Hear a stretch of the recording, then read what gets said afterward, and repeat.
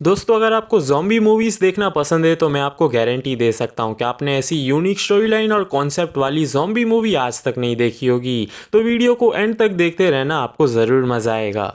तो कहानी शुरू होती है और हमें लास वेगस सिटी को दिखाया जाता है, जहाँ पे ज़ॉम्बी वायरस इतना ज़्यादा फैल चुका है कि हर तरफ सिर्फ ज़ॉम्बीज़ ही ज़ॉम्बीज़ दिखाई दे रहे हैं और हर कोई अपनी जान बचा के वहाँ से भाग रहा होता है। तभी सीन कट होता है और हमें निक और मॉली को दिखाया जाता है, जो कि सिटी छोड़ के एयरफील्ड की तरफ अपनी कार से जा रहे होते हैं, क्योंकि वहाँ पे उनका दोस्त जिमी उनका वेट कर रहा था। उसने कहा था कि मैक्सिको में ये वायरस अभी भी नहीं फैला, हम लोग उठकर वहाँ पे चले जाएंगे। लेकिन रेतीले एटमॉस्फेयर की वजह से मॉली को कुछ प्रॉब्लम्स होने लगती है और निक वहीं पे गाड़ी रोक देता है और मॉली उल्टियाँ करने लगती है। निक कहता है कि हम एयरफील्ड के काफ़ी नज़दीक हैं, तुम थोड़ा सा मैनेज कर लो, हम तुरंत ही पहुंच जाएंगे। जैसे ही वो लोग वापस से गाड़ी चालू करके वहाँ से निकल रहे होते हैं ना, तभी उनकी गाड़ी रेत में फंस जाती है और चालू नहीं हो रही होती। तभी वो दोनों के बीच में बहस हो जाती है और निक ये कहने लगता है कि तुम्हारी वजह से मैंने गाड़ी रोकी और अब हम इस रेतीले रेगिस्तान के बीच में आके फंस गए। अब इतनी ही देर में हम लोग देखते हैं कि सामने वाली रोड से कोई चलते हुए आ रहा है। ये दोनों भी देख के समझ जाते हैं कि जो धीरे धीरे चल के आ रहा है वो और कोई नहीं है, एक ज़ॉम्बी ही है। ये देख के दोनों ही काफ़ी ज़्यादा डर जाते हैं। इसीलिए निक अपनी गन निकालने के लिए गाड़ी में दौड़ कर जाता है। तभी वो अपनी गन निकालने के चक्कर में अपना फ़ोन भी नीचे गिरा देता है और वो तुरंत ही जाके उस ज़ॉम्बीज़ पे निशाना लगाता है और उस पर गोली चला देता है। उस पर गोली लगने की वजह से वो नीचे गिर जाता है और दोनों ही काफ़ी खुश होने लगते हैं कि हमने एक ज़ॉम्बी को मार दिया।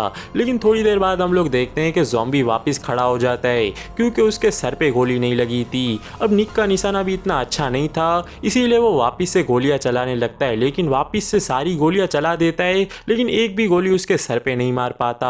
इसीलिए वो लोग वापस से गाड़ी के अंदर भागने लगते हैं और गाड़ी के अंदर आके छुप जाते हैं। इस चीज़ की वजह से मॉली काफ़ी ज़्यादा गुस्सा करती है कि तुमने एक भी गोली उसके सर पे नहीं मारी, और उससे कहती है कि तुम्हारा फ़ोन कहाँ है, किसी से कांटेक्ट करके यहाँ पे बुलाओ किसी को। तभी निक उसको कहने लगता है कि मेरा फ़ोन तो गाड़ी से नीचे गिर गया, हम लोग किसको बुलाएं। तभी वो लोग गाड़ी में ही वेट करने लगते हैं कि कब से ज़ॉम्बी यहाँ से चला जाए और हम लोग यहाँ से बच के निकल पाएं। लेकिन सुबह से रात हो जाती है, वो ज़ॉम्बी अभी भी वहाँ से घिसका नहीं होता।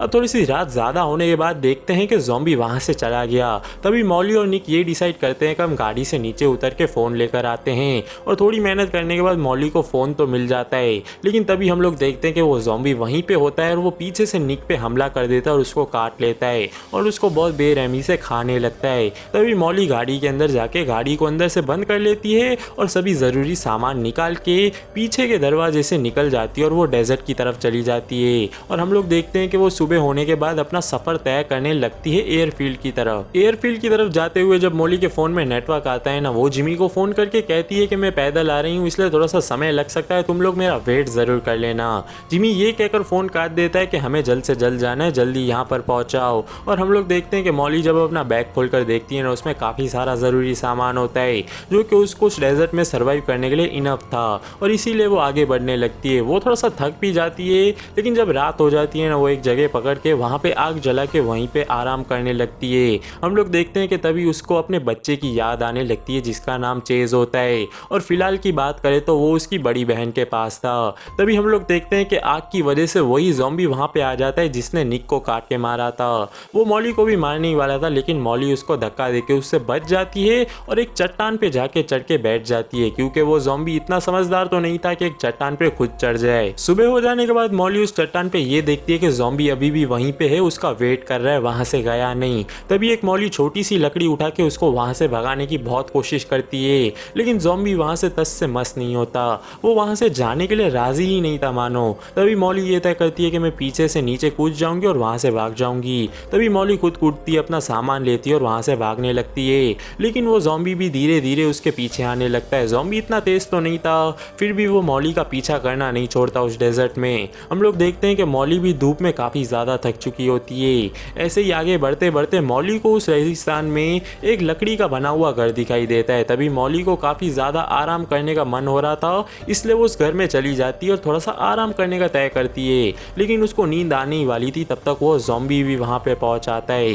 तभी मॉली ये तय करती है कि मैं यहाँ पे बाथ टब में छुप डूब जाऊंगी और वो बात टब में जाके लेट जाती है। ज़ॉम्बी उस घर में काफी छान मारता है लेकिन उसको मॉली कहीं भी दिखाई नहीं देती। तभी मौके का फायदा उठा के मॉली वहां से छुपते छुपते भाग जाती है और वो वहां से काफी दूर निकल चुकी होती है। लेकिन जैसे ही वो पीछे मुड़ के देखती है ना, वो ज़ॉम्बी वापस से पीछा करते करते उसके पीछे ही आ रहा था। ये देख के मॉली काफी ज्यादा गुस्सा हो जाती है। इस बार वो डरती नहीं, थोड़ी सी हिम्मत दिखा के पत्थर उठा देती है और उस ज़ॉम्बी को मारने लगती है और उसको कहने लगती है कि मेरा पीछा क्यों नहीं छोड़ते और भाग क्यों नहीं जाते। लेकिन ये तो सिर्फ हमको ही पता है ना, ज़ॉम्बी ये सब कहाँ सुनने वाला है। वो कुछ भी नहीं समझता और वापस से उसके ऊपर अटैक करने लगता है। लेकिन मॉली वापस से भागने लगती है और रात होने की वजह से वो वापस से एक चट्टान पे चढ़ जाती है। और इस बार हम लोग देखते हैं कि उसने उस ज़ॉम्बी का नाम भी रख दिया है और वो उसके पास्ट के बारे में उससे बातें करने लगती है। आखिर एक अकेला इंसान क्या ही कर सकता है, उसके साथ कोई ना कोई तो होना ही चाहिए ना।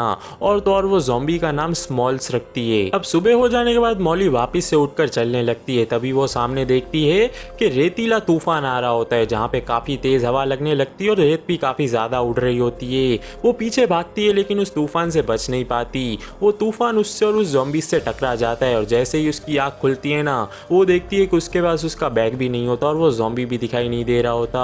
और तभी कुछ देर रहने के बाद वहाँ पे एक गाड़ी आती है जहाँ से दो बंदे उतरते हैं, जहाँ पे एक का नाम जेसन होता है और एक का नाम टेड।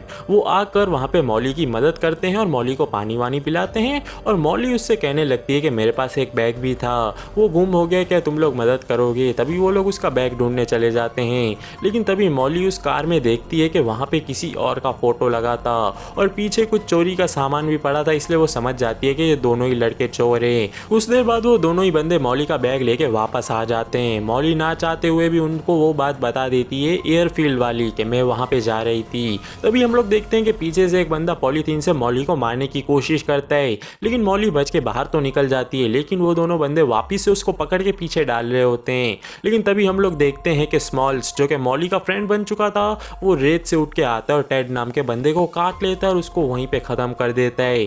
जेसन जैसे ये चीज देखता है ना, वो कुछ भी नहीं सोचता और गाड़ी लेके वहां से भाग जाता है।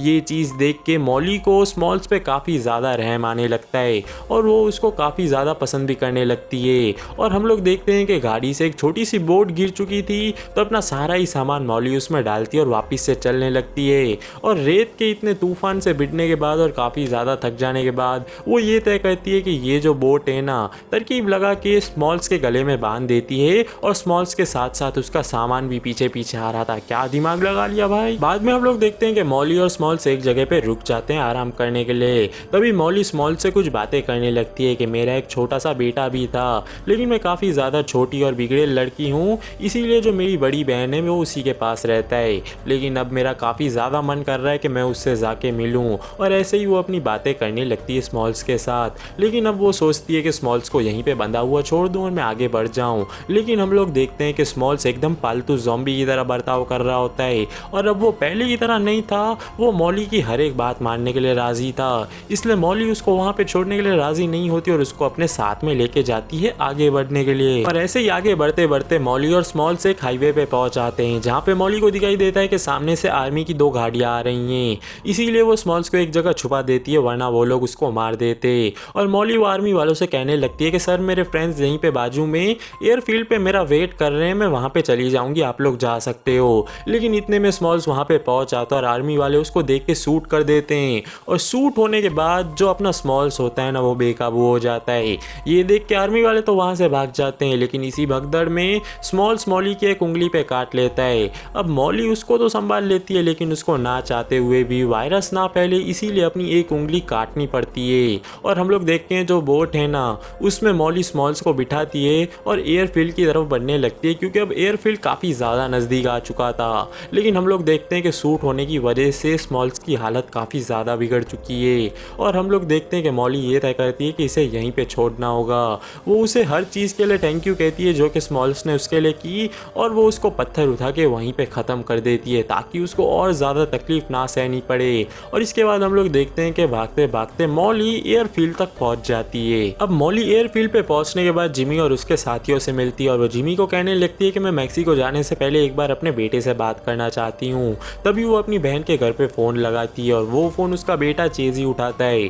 वो उसको कहता है कि यहाँ पे सब लोग ख़त्म हो चुके हैं और हर तरफ ज़ॉम्बीज़ हैं, ये तो मैं छुप के बैठा हूँ इसलिए अब तक ज़िंदा हूँ। ये ये सुन के मॉली काफ़ी ज़्यादा डर जाती है और ये भी समझ जाती है कि उसकी बहन मर चुकी है, अब उसका बेटा अकेला है। तभी वो जिमी को कहने लगती है कि हमें मेरे बेटे को बचाना होगा, लेकिन जिमी उसकी बात नहीं सुनता और वो और उसके साथी मैक्सिको के लिए निकल जाते हैं। लेकिन जो मॉली थी वो ये तय करती है कि वो पहले जाके अपने बेटे को बचाएगी और वो तुरंत ही जाती है वहाँ पे जो गाड़ी पड़ी थी ना उसकी चाबी लेने। वहाँ पे भी एक ज़ॉम्बी था, लेकिन वो उससे लड़के चाबी ले लेती है और तुरंत ही निकल जाती है अपनी बहन के घर के लिए। और मॉली वहाँ पे पहुँचने के बाद ये पाती है कि उसकी बहन और उसका हस्बैंड वहाँ पे नहीं है, यानी कि वो भी ज़ॉम्बीज़ बन गए। और वहाँ पे पहुँचने के बाद वो ये देखती है कि चेज़ एक जगह पर छुपा हुआ था, वो उसको वहाँ से निकालती है और वो लोगों का काफ़ी सारे ज़ॉम्बीज़ से सामना भी होता है। लेकिन मॉली उन सब का सामना करती है और वहाँ से वो लोग गाड़ी लेके निकल ही जाते हैं और ऐसे ही मॉली अपने बेटे को बचा भी लेती है और गाड़ी लेके वहाँ से निकल जाते हैं। तो ऐसे ही ये मूवी एंड हो जाती है। अगर ये आपको कुछ यूनिक सी स्टोरी लाइन और कुछ अलग से कॉन्सेप्ट वाली मूवी लगी हो तो चैनल को सब्सक्राइब करना, वीडियो को लाइक करना मत भूलना। मिलते हैं एक और कमाल के वीडियो के साथ।